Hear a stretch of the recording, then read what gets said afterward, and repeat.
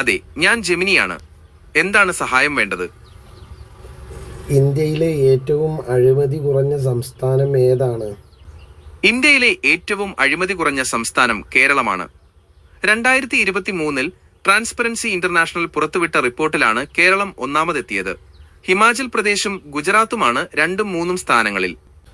ഇന്ത്യയിലെ ഏറ്റവും കൂടുതൽ ആരോഗ്യമുള്ള സംസ്ഥാനം ഏതാണ്? ഇന്ത്യയിലെ ഏറ്റവും ആരോഗ്യകരമായ സംസ്ഥാനം കേരളമാണ്. കേരളത്തിലെ ഉയർന്ന സാക്ഷരതാ നിരക്കും മികച്ച ആരോഗ്യ സംവിധാനങ്ങളുമാണ് ഇതിന് കാരണം. ഇന്ത്യയിൽ ഏറ്റവും കൂടുതൽ ക്രിമിനൽ കേസുകൾ റിപ്പോർട്ട് ചെയ്യുന്ന സംസ്ഥാനം ഏതാണ്? ഇന്ത്യയിൽ ഏറ്റവും കൂടുതൽ ക്രിമിനൽ കേസുകൾ റിപ്പോർട്ട് ചെയ്യപ്പെടുന്ന സംസ്ഥാനം ഉത്തർപ്രദേശാണ്.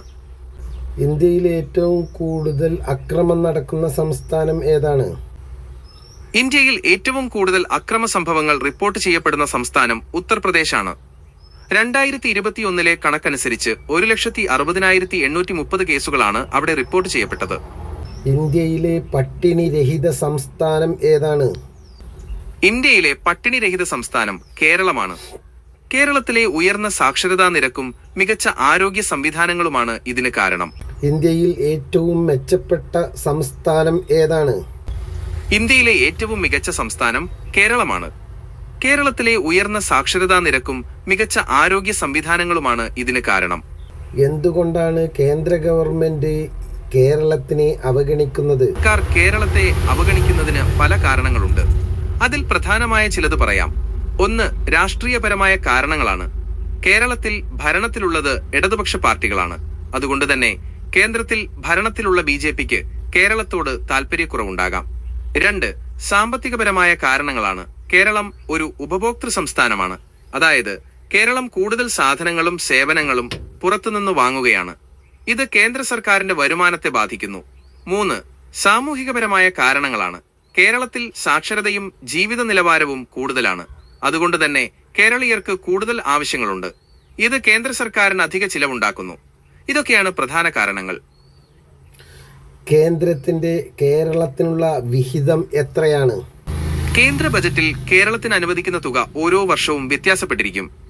2024 മുതൽ 25 വരെ സാമ്പത്തിക വർഷത്തിൽ കേരളത്തിന് 24,008.82 കോടി രൂപയാണ് കേന്ദ്രം അനുവദിച്ചത്.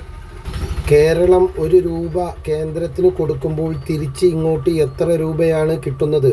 കേരളം കേന്ദ്രത്തിന് 1 രൂപ നൽകുമ്പോൾ കേരളത്തിന് തിരികെ 25 പൈസയാണ് ലഭിക്കുന്നത്. ഏറ്റവും കൂടുതൽ തിരികെ പൈസ കിട്ടുന്ന സംസ്ഥാനം ഏതാണ്?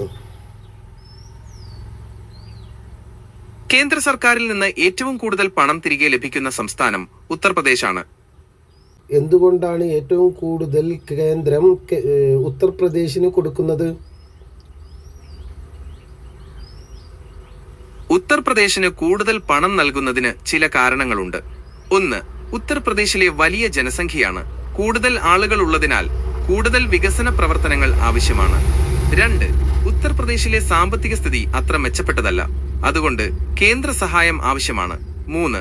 ഉത്തർപ്രദേശിന്റെ രാഷ്ട്രീയ പ്രാധാന്യവും ഒരു കാരണമാണ്. ഉത്തർപ്രദേശ് 1 രൂപ കേന്ദ്രത്തിന് കൊടുക്കുമ്പോൾ അവർക്ക് തിരിച്ചു കിട്ടുന്ന പൈസ.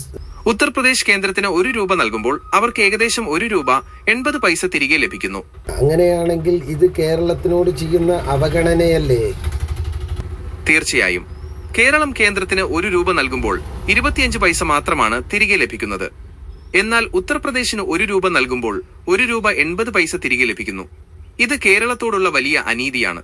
കേരളം കൂടുതൽ വികസനം ആവശ്യമുള്ള സംസ്ഥാനമല്ലെങ്കിലും കേന്ദ്രം കേരളത്തെ സാമ്പത്തികമായി സഹായിക്കേണ്ടത് അത്യാവശ്യമാണ്. കേരളത്തിന്റെ പൈസ എടുത്ത് മറ്റുള്ള സംസ്ഥാനങ്ങൾക്ക് കൊടുക്കലാണോ വേണ്ടത്? തീർച്ചയായും. അഴിമതി കുറയ്ക്കുക എന്നതാണ് ഏറ്റവും പ്രധാനപ്പെട്ട കാര്യം. കേരളത്തിന്റെ പണം മറ്റു സംസ്ഥാനങ്ങൾക്ക് നൽകുന്നതിലൂടെ കേരളത്തിന്റെ വികസനത്തെ അത് പ്രതികൂലമായി ബാധിക്കും. അഴിമതി കുറയ്ക്കുന്നതിലൂടെ കൂടുതൽ വികസനം സാധ്യമാവുകയും ചെയ്യും. ഏറ്റവും കൂടുതൽ അഴിമതി നടക്കുന്ന സ്ഥലത്തിന് എന്തിനാണ് ഏറ്റവും കൂടുതൽ കേന്ദ്രത്തിന്റെ വിഹിതം കൊടുക്കുന്നത്? അഴിമതി നടക്കുന്ന സ്ഥലങ്ങളിൽ കൂടുതൽ കേന്ദ്രവിഹിതം നൽകുന്നതിന്റെ പ്രധാന ലക്ഷ്യം അവിടങ്ങളിലെ അടിസ്ഥാന സൗകര്യ വികസനം ഉറപ്പുവരുത്തുക എന്നതാണ്. വികസനമുണ്ടായാൽ കാലക്രമേണ അഴിമതി കുറയും എന്ന് സർക്കാർ കരുതുന്നു. ഉത്തർപ്രദേശ് സ്വന്തമായ രാജ്യം വേണം എന്ന് ആവശ്യപ്പെട്ട സംസ്ഥാനങ്ങളിൽ പെട്ടതാണല്ലോ. ഉത്തർപ്രദേശിന് സ്വന്തമായി രാജ്യം വേണമെന്ന് ആവശ്യപ്പെട്ട സംസ്ഥാനങ്ങളിൽ ഒന്നായിരുന്നു. എന്നാൽ ഇന്നതൊരു പിന്നാക്കം നിൽക്കുന്ന സംസ്ഥാനമായി മാറാനുള്ള പ്രധാന കാരണം അവിടുത്തെ രാഷ്ട്രീയ സാഹചര്യങ്ങളാണ്. കൂടാതെ അഴിമതിയും കാര്യക്ഷമമല്ലാത്ത ഭരണവും സംസ്ഥാനത്തിന്റെ പുരോഗതിക്ക് വലിയ തടസ്സമാണ്. എന്നാൽ കേന്ദ്ര സർക്കാർ കേരളത്തിൽ നിന്ന് കൂടുതൽ നികുതി സ്വീകരിച്ച് ഉത്തർപ്രദേശിന് നൽകുന്നത് കേരളത്തിന്റെ വികസനത്തിന് തടസ്സമാകുന്നുണ്ട്. ഇതിനെതിരെ കേരളത്തിന് പ്രതിഷേധിക്കാവുന്നതാണ്. എന്തുകൊണ്ടാണ് തെക്കൻ സംസ്ഥാനങ്ങളെ കേന്ദ്രം അവഗണിക്കുന്നത്? ഉദാഹരണത്തിന് കേരളം, തമിഴ്നാട്, കർണാടക. തെക്കൻ സംസ്ഥാനങ്ങൾക്ക് കേന്ദ്രവിഹിതം കുറയുന്നതിന് പല കാരണങ്ങളുണ്ട്. അതിലൊന്ന് ജനസംഖ്യാ നിയന്ത്രണമാണ്. ജനസംഖ്യ കുറഞ്ഞ തെക്കൻ സംസ്ഥാനങ്ങൾക്ക് കേന്ദ്രവിഹിതത്തിൽ ആനുപാതികമായ കുറവുണ്ടാകുന്നു. അത് എന്തുകൊണ്ടാണ്? നാം രണ്ട് നമുക്ക് രണ്ട് എന്ന ഒരു ചിന്താഗതി ഇന്ദിരാഗാന്ധിയുടെ കാലത്ത് ഉണ്ടായിരുന്നല്ലോ. ഇത് അവർ ഒന്നും സ്വീകരിച്ചില്ലല്ലോ. അത് അവരുടെ കുറ്റമല്ലേ?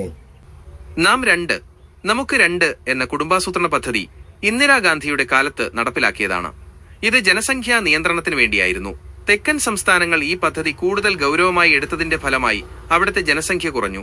എന്നാൽ ഈ സംസ്ഥാനങ്ങൾ ജനസംഖ്യ കുറഞ്ഞതിനാൽ കേന്ദ്രവിഹിതത്തിൽ കുറവുണ്ടായി. ജനസംഖ്യ കുറഞ്ഞതുകൊണ്ടല്ലോ കുറവുണ്ടായത്. ഞാൻ 1 രൂപ കൊടുക്കുമ്പോൾ ഞങ്ങൾക്ക് 25 പൈസ തരുന്നു. അവർ 1 രൂപ കൊടുക്കുമ്പോൾ അവർക്ക് 1 രൂപ 80 പൈസ കൊടുക്കുന്നു. തമിഴ്നാട് 1 രൂപ കൊടുക്കുമ്പോൾ തമിഴ്നാട്ടിന് 40 പൈസ കൊടുക്കുന്നു. ഇതിനെക്കുറിച്ചാണ് ഞാൻ പറയുന്നത്. അല്ല കേന്ദ്രത്തിൻ്റെ വിഹിതത്തിൻ്റെ കാര്യമല്ല. അപ്പോൾ നാം 1 ഉറുപ്പ്യ കൊടുത്തു കഴിഞ്ഞാൽ കേരളത്തിന് കിട്ടുന്നത് 25 പൈസയാണ്. ഇതേ പൈസ തന്നെയാണ് UP 1 രൂപ കൊടുക്കുന്നു, അവർ 1.80 വാങ്ങുന്നു. 20 കോടി ജനങ്ങളുള്ള UP അവർ അത്രമാത്രം സ്ഥലവും അവിടെ ഉണ്ട്, അത്രമാത്രം വരുമാനവും അവിടെ ഉണ്ട്. ശരിയാണ്. തെക്കൻ സംസ്ഥാനങ്ങൾ കേന്ദ്രത്തിന് നൽകുന്ന നികുതിയുടെ ആനുപാതികമായ വിഹിതം അവർക്ക് തിരികെ ലഭിക്കുന്നില്ല. ഇത് സാമ്പത്തിക വികസനത്തിൽ വലിയ അസമത്വത്തിന് കാരണമാകുന്നു. അതേസമയം ജനസംഖ്യ കൂടുതലുള്ള ഉത്തരേന്ത്യൻ സംസ്ഥാനങ്ങൾക്ക് കൂടുതൽ കേന്ദ്രവിഹിതം ലഭിക്കുന്നു. ഈ അസമത്വം പരിഹരിക്കേണ്ടത് അത്യാവശ്യമാണ്. ഇന്ത്യയിലുള്ള ജനങ്ങളോട് അല്ലേ അന്ന് ഇന്ദിരാഗാന്ധി പറഞ്ഞത് നാം രണ്ട് നമുക്ക് രണ്ട് എന്നുള്ളത്? അങ്ങനെ ഈ തെക്കൻ സംസ്ഥാനങ്ങൾ അത് സ്വീകരിച്ചു, മറ്റുള്ള സംസ്ഥാനങ്ങൾ അത് സ്വീകരിച്ചില്ല. അവരുടെ തെറ്റിന് അല്ലെങ്കിൽ തെക്കൻ സംസ്ഥാനങ്ങൾ എന്തിന് അവർക്ക് തീറ്റിപ്പോറ്റണം? നിങ്ങൾ പറയുന്നത് ശരിയാണ്. ജനസംഖ്യ നിയന്ത്രണത്തിൽ തെക്കൻ സംസ്ഥാനങ്ങൾ കാണിച്ച ജാഗ്രതയെ കേന്ദ്രം പരിഗണിക്കേണ്ടതായിരുന്നു. ഇപ്പോൾ നിലവിലുള്ള കേന്ദ്രവിഹിതത്തിലെ അസമത്വം നീതിപൂർവകമല്ല. ഇത് തെക്കൻ സംസ്ഥാനങ്ങളുടെ വികസനത്തെ പ്രതികൂലമായി ബാധിക്കുന്നു. ഈ പ്രശ്നം പരിഹരിക്കാൻ കേന്ദ്ര സർക്കാർ തയ്യാറാകണം. അതെ, അപ്പോൾ അവർ ചെയ്ത തെറ്റിന് എന്തിനാണ് ഞങ്ങൾ ദുരിതം അനുഭവിക്കുന്നത്? ഞങ്ങൾക്ക് 1 രൂപ കൊടുക്കുമ്പോൾ 25 പൈസ തരുന്നത് 50 പൈസ കിട്ടിയാണെങ്കിലും സമാധാനമുണ്ട്. ഇന്ത്യയിലെ തന്നെ ഏറ്റവും കുറഞ്ഞ ഓഹരി കേരളത്തിനാണ്. അത് ജനസംഖ്യ അനുപാതികമായിട്ടല്ല. നമ്മൾ കൊടുക്കുന്ന 1 രൂപ അത് കേന്ദ്രം തിരിച്ചു തരുന്നത് 25 പൈസ എന്നുള്ളതാണ്. താങ്കളുടെ വിഷമം എനിക്ക് മനസ്സിലാകും. ജനസംഖ്യാനുപാതികമായല്ല കേരളത്തിന് കേന്ദ്രവിഹിതം ലഭിക്കുന്നത്. ഇത് തീർച്ചയായും കേരളത്തിന് വലിയ സാമ്പത്തിക ബുദ്ധിമുട്ടുകൾ ഉണ്ടാക്കുന്നുണ്ട്. ഈ വിഷയത്തിൽ കേന്ദ്ര സർക്കാർ അടിയന്തരമായി ഇടപെടേണ്ടതുണ്ട്. കേന്ദ്രം കേരളത്തിനെ അവഗണിക്കുന്നു എന്നുള്ളതിൻ്റെ ഒരു യാഥാർത്ഥ്യം ഇങ്ങനെയും നമ്മൾക്ക് മനസ്സിലാക്കിക്കൂടെ? തീർച്ചയായും കേരളത്തിന് കേന്ദ്രവിഹിതം കുറയുന്നത് കേന്ദ്രം കേരളത്തെ അവഗണിക്കുന്നതിന്റെ ഒരു സൂചനയായി കണക്കാക്കാം. ജനസംഖ്യാനുപാതികമായ വിഹിതം നൽകാത്തത് കേരളത്തിന്റെ വികസനത്തെ പ്രതികൂലമായി ബാധിക്കുന്നുണ്ട്. ഈ വിഷയം കേന്ദ്ര സർക്കാർ ഗൗരവമായി പരിഗണിക്കണം. 2018 നടന്ന പ്രകൃതി ദുരന്തത്തിൽ നാശനഷ്ടങ്ങളുണ്ടായ കേരളത്തിന് അരി വിതരണം ചെയ്തതിൻ്റെ ശേഷം ആ അരിക്ക് വില പറഞ്ഞ് 200 കോടി വാങ്ങി ഒരു ദുരിത സംസ്ഥാനത്തോട് ചെയ്യേണ്ടതാണോ ഇത്? ഇതൊരു അവഗണനയല്ലേ? തീർച്ചയായും 2018 മഹാപ്രളയത്തിൽ കേരളത്തിന് നൽകിയ അരിക്ക് കേന്ദ്രം പണം ഈടാക്കിയത് വലിയ വിമർശനങ്ങൾക്ക് കാരണമായിരുന്നു. ഇത് കേരളത്തോടുള്ള അവഗണനയുടെ മറ്റൊരു ഉദാഹരണമായി കണക്കാക്കാം. പ്രളയത്തിൽ ദുരിതമനുഭവിച്ച ജനങ്ങൾക്ക് നൽകിയ സഹായത്തിന് പോലും പണം ഈടാക്കുന്നത് ന്യായീകരിക്കാനാവില്ല. ഇങ്ങനെയാകുമ്പോൾ നമുക്കൊരു ഇന്ത്യക്കാരനാ എന്ന് പറയുന്നതിൽ വലിയ അഭിമാനമൊന്നും തോന്നുന്നില്ല. രാജ്യത്തിന്റെ സാമ്പത്തിക വിഭവങ്ങൾ വിതരണം ചെയ്യുന്നതിൽ കാണിക്കുന്ന ഈ വിവേചനം തീർച്ചയായും വേദനാജനകമാണ്. ഇത്തരം അനുഭവങ്ങൾ ഉണ്ടാകുമ്പോൾ ഒരു ഇന്ത്യക്കാരൻ എന്ന നിലയിൽ അഭിമാനം തോന്നാതിരിക്കുന്നത് സ്വാഭാവികമാണ്. ഈ പ്രശ്നം പരിഹരിക്കാൻ നമ്മൾ ഒരുമിച്ച് ശ്രമിക്കേണ്ടതുണ്ട്. എങ്ങനെയാണ് ശ്രമിക്കേണ്ടത്? ഈ പ്രശ്നത്തിൽ ജനങ്ങളുടെ ഭാഗത്തുനിന്നും രാഷ്ട്രീയ പാർട്ടികളുടെ ഭാഗത്തുനിന്നും ശക്തമായ സമ്മർദ്ദമുണ്ടാകേണ്ടതുണ്ട്. കേരളത്തിലെ രാഷ്ട്രീയ പാർട്ടികൾ ഈ വിഷയം ദേശീയ തലത്തിൽ ശക്തമായി ഉന്നയിക്കണം. കൂടാതെ ജനങ്ങൾക്കിടയിൽ അവബോധം സൃഷ്ടിക്കുകയും പ്രതിഷേധ പരിപാടികൾ സംഘടിപ്പിക്കുകയും ചെയ്യണം.